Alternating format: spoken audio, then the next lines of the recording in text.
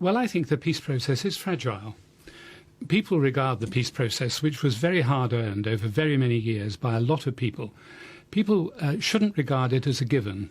It isn't certain, it is under stress, it is fragile. And although I don't expect it suddenly to collapse, because there's a broad consensus that wishes it to continue, I think we have to take care with it and take care that everything we do does not exaggerate the underlying differences that still are there in the Northern Ireland community. So where do you think this leaves the potential deal between the Conservatives and the DUP? Well, let me make several points about it. I am concerned about the deal. I am wary about it. I am dubious about it, both for peace process reasons, but also for other reasons as well. That said, all my life I've been a Conservative. I very much want Mrs May to succeed as Prime Minister and to stay as Prime Minister. And I understand why she wishes to shore up her parliamentary position. That is entirely understandable, and I sympathise. But my main concern certainly is the peace process.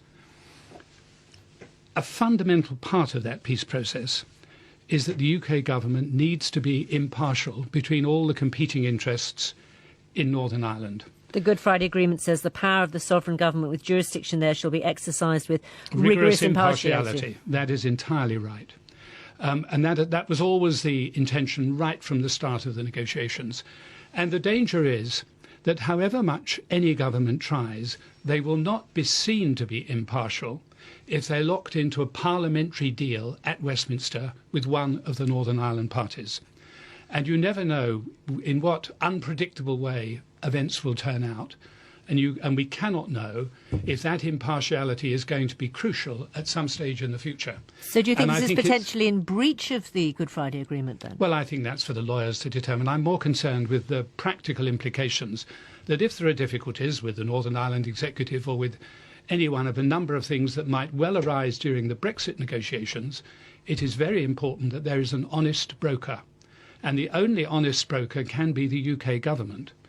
And the question arises, if they cease to be seen as such by part of the community in Northern Ireland, then one can't be quite certain how events will unwind. And that worries me a great deal about the peace process. What do you mean, events unwinding? Are you talking about the prospect of a return to the Troubles? Well, I think that's some way down the road at the present time. But one can certainly see the difficulty in getting the Northern Ireland Executive together. We don't yet know in the Brexit negotiations whether it will be possible to negotiate a soft or no border. I can't see how there will be no border between Northern Ireland and the South, but a soft border.